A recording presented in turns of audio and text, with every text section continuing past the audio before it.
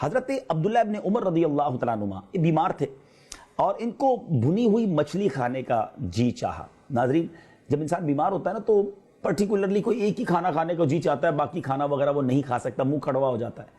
کئی دنوں سے کھانا بھی آپ نے نہیں کھایا تھا پیٹ بھر کے، اور آپ مچھلی کی فرمائش کی تو آپ کے جو غلام تھے حضرت نافع مدینے کے بازار میں گئے، بہت اسٹرگل کی، بڑی تلاش کی اور مچھلی ڈھونڈ کر حضرت کے لیے لے آئے، اور 1.5 درہم میں وہ مچھلی آپ نے خریدی، اور بالکل جب اس کو تیار کر کے جب آپ کو دسترخوان پر پیش کی تو آپ کے دروازے پر دستک ہوئی۔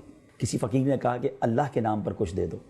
حضرت عبداللہ ابن عمر نے اپنے خادم سے کہا کہ جاؤ یہ مچھلی اسے دے دو۔ کہا حضور آپ نے پہلے بھی کئی دنوں سے پیٹ بھر کے نہیں کھایا، بڑی مشکل سے آپ نے ایک مچھلی کی فرمائش کی، مدینہ شریف میں مجھے بھی ڈھونڈنے میں بڑی اسٹرگل کرنی پڑی اور میں آپ کے لیے مچھلی لایا ہوں، حضور آپ کھا لیجئے۔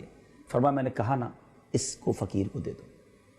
حضرت نافع گئے اور وہ مچھلی اٹھا کر اس غریب کو دے دی، پھر پیچھے گئے اس غریب کے پاس اور کہا کہ تمہیں تو پیسے چاہیے تھے، ایسا کرو 1.5 درہم لے لو، یہ مچھلی پھر مجھے بیچ دو۔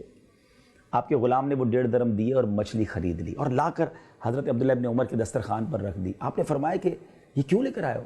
میں نے کہا تھا اس فقیر کو دے دو۔ کہا حضور میں نے دے دی تھی اور واللہ میں اس سے واپس لے کر ایسے نہیں آیا، خرید کر آیا ہوں، اس کو پیسے مل گئے ہیں، پلیز آپ کھا لیجئے۔ آپ نے پھر کمال کا آرڈر دیا کہ جاؤ جا کر یہ بھی اسے دے دو اور دیکھو اب پیسے بھی واپس مت لینا، اور پھر حدیث پاک سنائی۔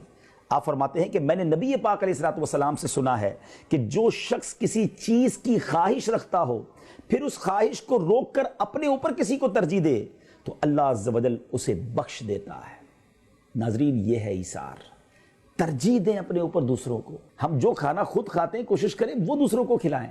بعض اوقات ہمارا یہ بھی مائنڈ سیٹ ہوتا ہے جو نہیں ہونا چاہیے کہ جو کھانا بچ گیا وہ غریبوں کو دے دیں، جو کپڑے پرانے ہو گئے اب ہمارے کسی استعمال کریں وہ غریبوں کو دے دیں، گرمیاں آ گئیں سردیاں چلی گئیں تو رضائی پھٹ گئی ہے تو اب رضائی کسی کو دے دیں، جرابیں پہن پہن کے پرانی ہو گئیں، بعض اوقات اس میں سوراخ ہو گیا، اب یاد آتا ہے کہ یار اس کو کسی غریب کو دے دیں۔ یقیناً یہ بھی دینا چاہیے لیکن وہ ثواب نہیں ہے جو پیاری چیز دینے کا ثواب ہے، اس کا مزہ ہی اور ہے نا۔